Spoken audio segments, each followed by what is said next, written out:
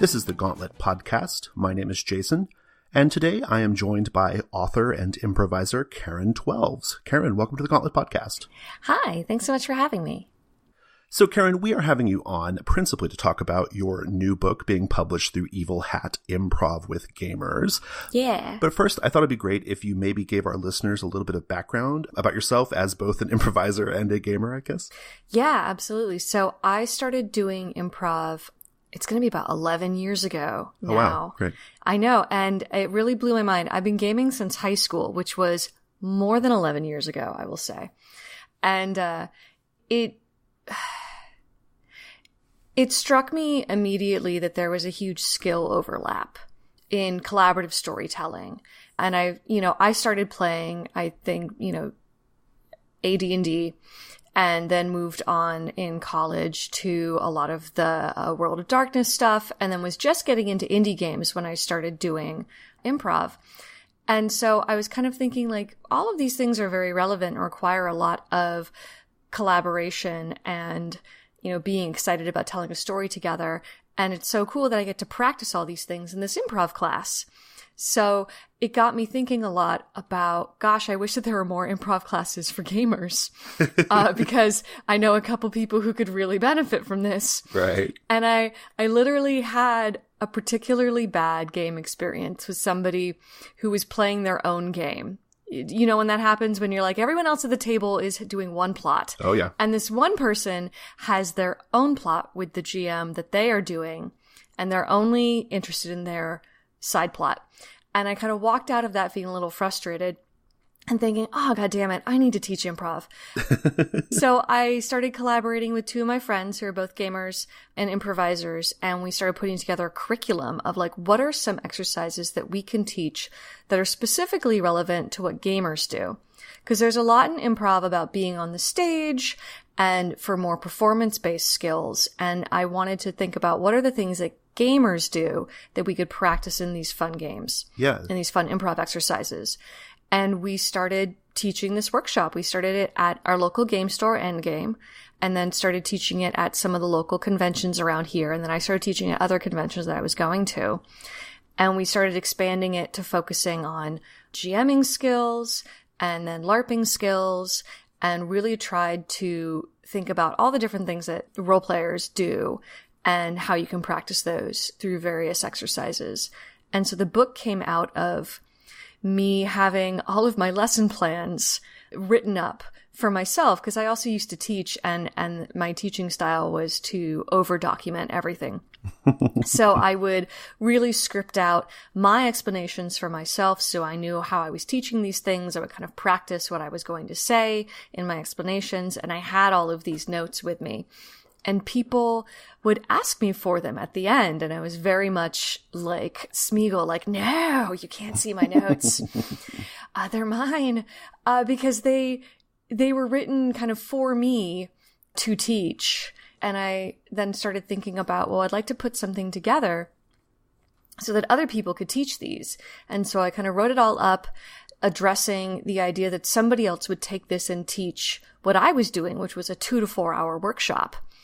And I pitched it to Evil Hat, and they were like, this sounds cool. And my editor, Josh Yearsley, who is amazing, he looked at it and said, maybe, who is this actually for? And as we talked about it more, I thought, actually, this is for, what I want is for anybody to be able to play a game or two with their gaming group and just step away from the table, do a little improv for fun. And we thought, oh, I have to rewrite this whole book now. So it took a little time to do that, and came back with something that I'm really excited about, because I hope that it's something, again, that people can pick up and play and browse around and jump around to whatever skill they want to work on. And it's really just a small smattering of what's out there. And it is also part of my larger agenda of getting more people to do improv. That's a good segue to a question I wanted to ask. Before we get into the content of the book itself, I just wanted to know, how did you get into improv? And what does improv mean to you? So I got into improv real talk here. I got into improv because I needed an excuse to get out of the house. Okay. And I don't say that to kind of like poke fun at myself. I mean that I had a lot of friends move away and I was not doing super great and I needed to do something. And a friend said, would you like to take this 4-part improv class with me? It meets on Saturdays. And I said, I guess. And then I loved it. It was great because it really opened up a wonderful community. I made some amazing friends who are now like my best friends. I'm in a troupe with some women who were my bridesmaids. They are just lovely people. And it was a really great thing for me to have at that time in my life when I really needed a community of support. And so that was really great. And I just kept going. You know, I took classes and then I took more classes. I started performing in the house troupe of that theater after a year or so. I joined other troupes and just kept going. And now I'm teaching at a couple local theaters, which is really fun. And I've been teaching improv for gamers for like 6 years now. That's awesome. Yeah, I love to hear stories like that. You know, for me, role-playing games served that purpose, right? Like so I've gone through different phases of my life when I have been really, really down and in a bad place, starting like in the 4th grade, right? Like really bad place. And role-playing games have always been that thing that have kind of lifted me out of it, you know? Like I sometimes drift away from role-playing games, but then role-playing games drag me back or I get back into them because like I do need that interaction. I need that motivation to, like you said, to get out of the house, right? And to really get out there because that's a thing that happens, you know? It is. And so it was super exciting and important. And like I said, like some of my friends, my gaming group had kind of left town. They had all gone on to other things. And so I was feeling very adrift. And, you know, through improv and then like I met different gamers. I started going to more conventions, which I hadn't done previously. And both of those communities just like exploded and opened wide up for me. And I've been trying to make the Venn diagram of improv and gamers closer to a circle. I love it. Yeah, that's great. So the book itself, I want to talk a little bit about what people can expect to find in the book. And in particular, I'm very interested in how much of the book is dedicated to what I'm going to, probably inaccurately, but what I'm going to call like sort of performative play, like doing voices and being like kind of a character, and how much of it is dedicated to just sort of generally inspiring creativity? That's a super great question. And I would like to think that there is a mix of both. Okay. Because it's organized into a couple different chapters. And each chapter starts out with a couple of little bit easier, like less pressure group games, and then moves up to things that are maybe a little bit more intense or performative. And so I tried to break it down with skills. And so we kind of start with just fun little group games that you can get into the idea that improv isn't necessarily getting on a stage. Improv is just having that spontaneous creativity and getting into that mindset of being really excited to make something with somebody else and tell a story together. And so there's a couple just like weird warm-ups, and also to get into the mindset of it's okay to feel a little silly. We're all being silly together. And as I always tell people when I teach, like, it's not weird if we're all being weird. Because it is going to feel weird. Maybe you're doing weird sounds, or you're doing strange movements with your body if you're doing something very physical. And it may just, you may just be in the spotlight a little bit more than you're normally comfortable with. And I try to encourage people, like, those things are totally expected weirdness.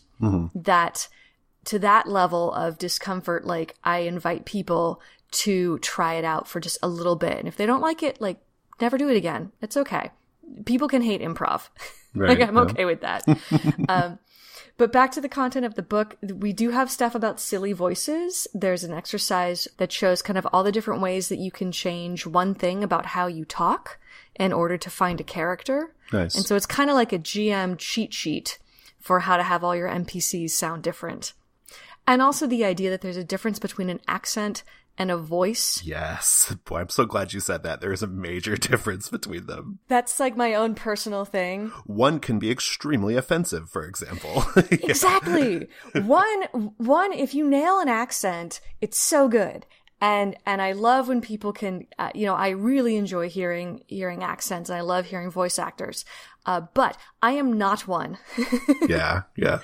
And I'm not going to try because I'll get in my head and it's going to distract me. It's going to distract other people. And yeah, I could end up getting something really offensive totally without my intent because I'm not a trained voice actor. So there are other ways that you can make a voice, a character voice that's not a regional accent. And that's a point that I try to make a couple times in characters and voices. But we also do exercises about building a story together, making one character or a cast of characters together, building backstories and like relationship links, playing around with status. So, kind of like who has the power in a situation. Ooh, maybe unpack that a little bit. I don't think I quite understand what you mean there. So, yeah, there is a lot to unpack with status because it can be interpreted in different ways, but often it's kind of like who has the most amount of power in the scene? Who is the most confident? Who has the most knowledge? Who has control over the other person? And there's an instinct, just like in gaming, as there is in improv, to quote unquote win. And especially in improv, because we talk about finding the game. And that doesn't mean it's a game that you can win. We're talking about finding the joke that you can play and repeat. That's the game. But it's not something that you win. And so you want to have some fluidity with your character's status, that you will be affected by emotion. You care about things. The things that another character tells you matter. So you're not just like Teflon and completely unflappable and like Batman. Right. Nobody can say anything that hurts Batman. But Spider-Man has like wildly swinging status of being up and down and winning and losing. And that is a much more dynamic character, even though like nobody wants to admit that they like Spider-Man. Maybe that's different now. I haven't seen the Spider-Verse. Everyone says it's so great, but I have not seen it either. Yeah. But like people dunk on Spider-Man because the character is goofy. He's not considered serious as like Batman is, right? Yeah. Yeah, because he has weaknesses. Right. And so having a weakness is having a difference in status. And so there are some different status games that we play. One of just enjoying failing, enjoying telling secrets and being vulnerable, enjoying being the character who dies, and also having a conversation where you may have a variety of statuses in a single scene, where you may come in strong and then you might suddenly feel less sure about yourself.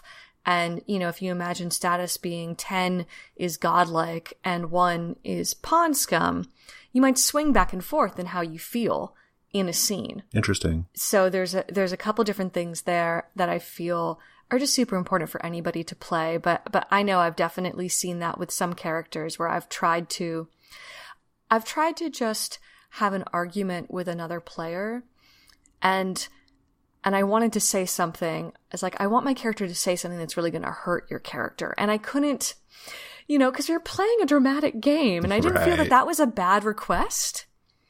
To say, I want to say something that affects you. And they wouldn't let me in. And I tried a couple different things and they're like, oh, I don't care about that. But that doesn't bother me. You go ahead, try it. And I finally broke down and I was like, okay, player to player, what hurts your character? What is your character's weakness? And I really couldn't get an answer. I was like, well, then I guess this scene is over because I can't have an interaction with you. Yeah. Because if nothing matters, then why are we, let's just move on. Okay, never mind. I won't try to have this argument with you because it's pointless.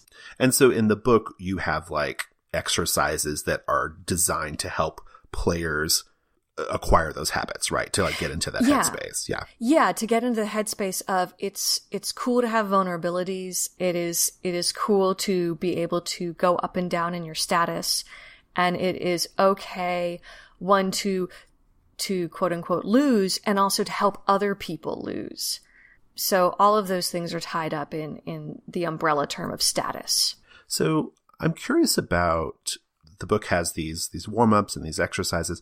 I'm curious, like, how many of these activities are meant to be played either immediately before or during the session, and how many are like things you work on away from the game table? It's interesting because I've thought about this more since the book has come out, and I feel like if I could write another chapter, I would. Showing how you can modify some of these, because you can absolutely play some of these at the table as just a group, a fun group warm up. But a lot of them are like things that you should step away from the table and call this a different type of practice that you're doing. And some of them you can play easily over chat. I've had a lot of fun doing that over podcasts recently. But some of them are also encouraged to be face-to-face. Got it. Okay. And some of those games kind of work best face-to-face. So there's a mix, and I'm excited, honestly, to hear how other people make it work for them, because all of these games are things that I've picked up and learned through the years, and they always have different iterations. I've modified them to kind of suit this particular audience, and I want other people to hack them as well.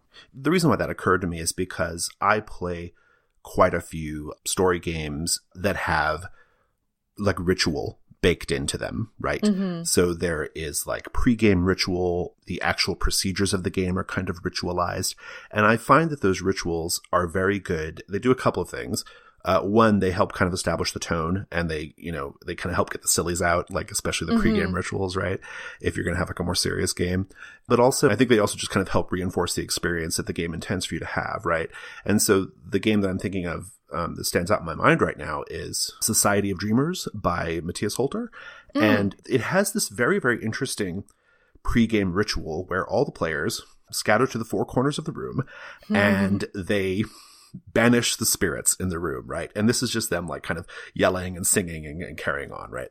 So it's kind of tied into the theme of the game, which is about like occult researchers, but also it has this effect of helping get the sillies out, and indeed like making you a little bit vulnerable, right? Because you have to stand up and make funny noises, right? So I think that's super interesting. Like, I'm always very interested in how exercises like this can help like improve play like in the moment, right? Especially exercises that are kind of like ritualized and adapted to the rules of the game, if that makes sense. Yeah, there are definitely games that could be used in that way of kind of a ritual and a warm up. And like you said, to kind of get the sillies out, but also get in the mood maybe to be a little silly. Yeah, exactly. So speaking of like some of the actual like individual exercises, I think it might be fun to kind of call a few of them out, like some that you're particularly fond of. I was skimming through the book earlier today, and my eye was caught by the warm-up that involves Fred Schneider of the B-52s. That was immediately when you said your favorites. Hey, Fred Schneider is one of my favorites. Yeah. I mean, I'm a huge B-52s fan from like going way, way back. And so like when you describe it the way it's described in the book, if I've got it correctly, or if I don't have it right, let me know. But basically it's a sort of call and response from like a group of people to the person who's Fred Schneider. And, so you say, what are you doing right now, Fred Schneider? And then Fred Schneider says what Fred Schneider's doing. And I love it because that's how the B-52s is. Like, it's a call and response band, right? So I thought that was a particularly great one. Yeah, there's a lot of great kind of chanting, singing improv games out there. And this is one that made it into the book. And I like it because I think it's a good warm-up for silly voices. And I often use it as a lead-in to then talking about modulating your voice in other ways. Because in Hey Fred Schneider, you're modulating your voice by changing where you stress your syllables. And it's a very extreme example of how you can change one thing about how you talk, and you have a very distinct voice. And it's a silly, fun game because everybody's shouting and chanting and talking in their silliest Fred Schneider voice. Yeah, that's great. And so I really enjoy it. And I like playing it in person because it gets really loud and everybody starts dancing a little bit too, to like get to like start keeping this rhythm. And you can really play around with it. And people always have such great Fred Schneider voices. So let's go through a few of like, maybe highlight like 2 or 3 of the games that in the book that you're particularly fond of, or you think, or that I should say, that you think are particularly helpful for gamers. Because I think what's really interesting about this book is, I suppose someone could just go out and buy an improv book, right? Yeah. But this is improv for gamers. So I'm really interested in kind of exploring that distinction, right? And so what do you think are some of the exercises that really hammer that home? Classic Cast is a great group game where you create an ensemble cast of characters. And it's all about linking people together through their relationships. So you think about, there are some games, like a lot of the Powered by the Apocalypse games, that have built into the mechanic how to make relationships with each other. But a lot of games don't, and it falls to the group to make that happen. Right. So Classic Cast is a fun game where you create up characters and you make sure that you have a relationship with at least one other person in the group. And it's a great way of just kind of doing instant setup. I mean, it takes maybe 3 minutes and suddenly you have a setting. You have maybe 5 or 6 characters. They all have feelings about each other. They're all very dynamic and interesting people. And it's also, I'm very fond of games where everybody has to shout something at the same time and do a corresponding hand gesture. There are quite a few exercises like that, and many of them are in this book. And Classic Cast, at the end of it, after everybody has like introduced their character, you all say, "Classic Cast," and like make little jazz hands. And I don't know why, but that's how I was taught it when I first learned this exercise. And so I was like, that's my favorite thing ever. So I think that one is really great, just to show that linking characters are important, that you should have a link to at least one other character at the table. And it also is great for buy-in, because you kind of, as you start building this cast, you think about, well, what's missing? What is another piece to this puzzle that I can put in without necessarily having to come up with a brand new character out of the blue? You get your inspiration from what's already there. So you get inspired by the other characters that are already there and thinking about, oh, I have a great character that's going to add to your idea, nice. Which again gets us to the collaboration. So it's not just 6 characters that we all made separately and now we're making up reasons why you know each other. Everything's building and leapfrogging off of previous ideas. Nice. What are some others in there that you want to highlight? I really like Color and Advance, which is an interesting game. It's very important for GMing because it shows you the balance between forwarding the plot and describing the scenery and feeling the balance between when you need to shift from one to the other. Okay, and interesting. So it's this very kind of intense exercise that you play in pairs where one person just starts telling a story and the other person listening every once in a while will interrupt, either by saying color, which means stop and tell me what you see in the story. And you can be more specific, like, ooh, color on that character's sword, or ooh, color on the weather. And the person telling the story needs to stop and just do full-on description. Interesting. Of everything that they could see and smell, all the senses. And once the listener feels like they've gotten enough in, their theater of the mind, right, they can say, my favorite phrase ever. Yeah. Right. Then they say, advance, and you go back to the plot. And I think it's very illuminating because people doing it realize that they may be more comfortable doing one over the other. Right. Yeah. And so you get a great sense of your strengths and your weaknesses. And as a listener, you also learn which one are you more interested in? That's fabulous. I am 95% of the time I'm a GM just because I'm just that guy, right? I always have to be the GM.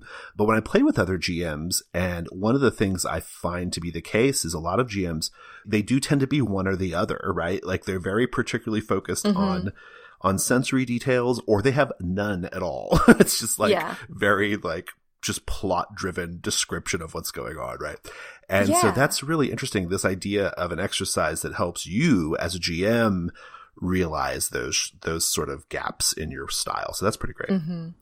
Yeah, and it doesn't have to be a 50-50 mix. Sure, yeah. But it's very illuminating to see what is your natural inclination for one over the other. And so I find that very important for GMs. I also really like some of the work that's done on space objects. Also because this is a skill that I really enjoy doing that I always need more practice on. Right. But I really enjoy practicing it, which is playing with invisible objects, which is mostly what you'll need in like LARPs where you don't have props. But also when you're just at the table and you want to get a little bit of role play and acting, you want to remove your invisible glasses, you want to smoke your invisible cigarette. And it's just a couple little tips on how to believably do that.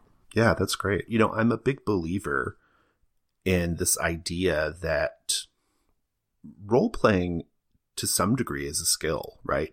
And I think, there's whenever I say that, like whenever I say like GMing is a skill, role playing is a skill, I always get like a lot of pushback because I think people feel somewhat intimidated or alienated or even offended by the idea that this thing they do for fun should come with the pressure of like it being a skilled, activity or whatever. And so I like that this book, as best I can tell from our conversation and skimming through it earlier, it kind of embraces this idea that like these are things that you can improve at or get better at, right? I think that's really terrific. Yeah. It's really a way for people to, if they feel like, I want to get better on this one aspect that I feel like maybe is lacking in my gameplay. You can find those exercises that work for you and practice them. And I also really hope that it's an introduction to go out and seek more improv, because I could have put in double the amount of exercises in here. Yeah. But then I would really just be like copying other people's books. So, and I do include resources at the end, one of other books that people should totally check out and read that I pulled inspiration from and have a lot of other good, useful things in them. And also I included a lot of recommendations of games that I've played that I feel where you really see certain specific skills. And it's funny that you mentioned Matthias Holzer, because he wrote Archipelago. Right. Very good game. That ritual phrases, right? Very good. Yeah. Which, I mean, the mechanics of that, the cards, yes and, yes but, no and, no but, those are amazing. And those are things that we already use in how we interpret die rolls. We just might not call them that. So I love that game.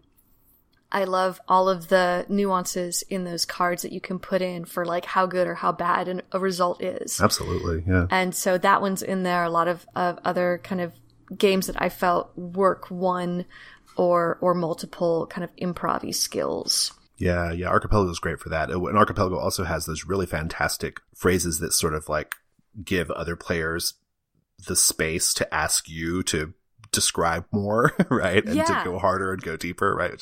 That's a great game. Like Archipelago 3 is the one we're talking about. Archipelago 3 is so, in some ways, it's like role-playing game training, I think. I've always kind of considered it that. So that's a great suggestion in there.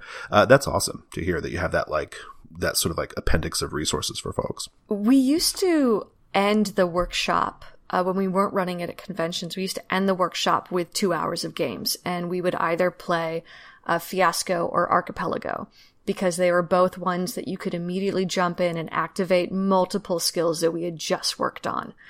And that was really fun to do. And once I started teaching at conventions, that dropped off, because then, people are going to go play games all weekend. So I just try to get my workshops in on like the first day.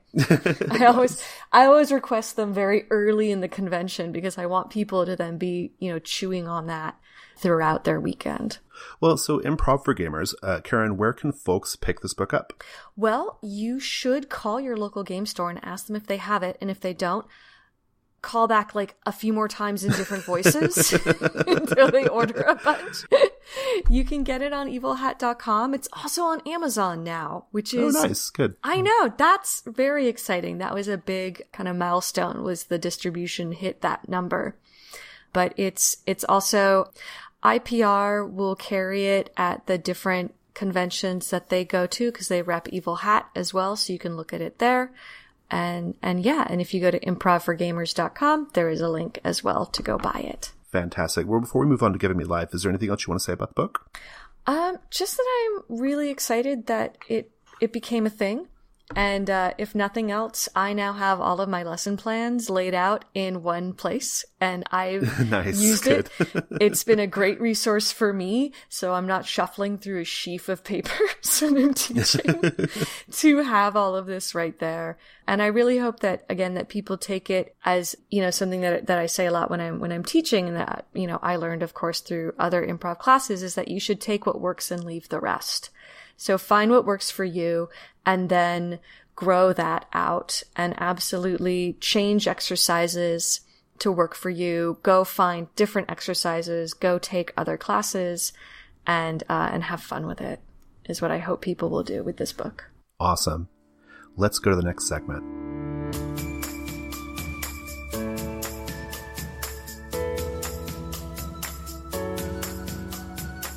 Hi listeners, I want to tell you about the newest issue of Codex, Codex Emerald. At 60 pages, Codex Emerald is the biggest issue of Codex yet. It also happens to be the best. Here's what you'll find inside. Emerald City Drama Club, a surreal and dreamy framework for Monster Hearts 2, about a group of kids putting on a production of The Wizard of Oz. Dark Designs in Verdigris, a game about exploring the Emerald City's seedy underbelly, a neighborhood called Verdigris, with mechanics inspired by World of Dungeons and traditional fantasy games. Duelhoven, a deluxe scenario for Dungeon World that explores a labyrinth of dwarven tunnels, stairs, homes, workshops, and crypts. It features a lot of really fantastic forward-looking tech for Dungeon World. Our miscellany, 3 dozen jeweled treasures, allegedly blessed or cursed. 9 original illustrations, and custom layouts by Jake Householder and Jesse Ross. To get Codex Emerald, just make a $5 or higher pledge on the Gauntlet Patreon by February 1st. That's at patreon.com/gauntlet. Thanks. It's Giving Me Life. This is the portion of the show where we each talk about something that is currently giving us joy or otherwise inspiring us, not necessarily related to role-playing games, though it can be. And I'll start. Mine is pretty simple. I am, as of the day of this recording, I don't know how I'll feel when the episode comes out, but as of the day of this recording, I am very, very wrapped up in Super Smash Bros. Ultimate. It is consuming all of my spare minutes. I just am a very, very old Nintendo fan going way, way back. And as you get older, it's very easy to forget those things that give you just kind of like dumb childish pleasure, Right. And Smash Brothers has always been so good about like kind of tweaking those nostalgia parts of your brain and like just kind of making you excited. Like you just like really love Nintendo and video games. And so I don't know, it's just a joy. I love it. Karen, what's giving you life right now?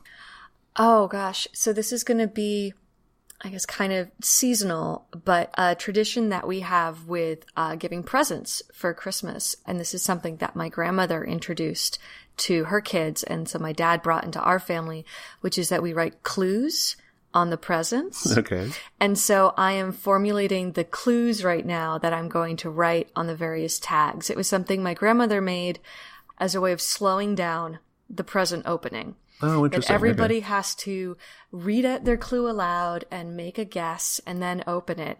But it has these unspoken rules that one should never accurately guess what it is, because that would be rude.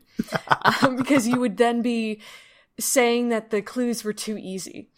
So you should always make a ridiculous guess and then act very surprised when you open it. And I think about her now when I write clues, and I love trying to make them really complicated. And it's always a fun thing to do. And so I'm glad that I'm passing the tradition on with my family now. And we get really into it, and, we get out like the Spanish English dictionary and like make up codes and just try to make really weird, obscure clues about what the presents are. And so that is one of my favorite parts of the holidays. And I'm going to be writing those up later this weekend. So I'm kind of thinking about them and scheming right now. I love it. That sounds fun. Yeah, it's really fun. Well, Karen, thanks so much for coming on the show. Yeah, thanks for having me. Where can we find you on social media? On Twitter, I'm at K12s, and I have kind of a more professionally website at Karen12s.com. Fantastic. Well, listeners, that's our show. If you want to get in touch with us, we can be found on Twitter at GauntletRPG. We have a website. It's gauntlet-rpg.com. And we are on Patreon at patreon.com/gauntlet. Karen, thanks again. Yeah, thanks so much. And listeners, thanks for listening. Take care.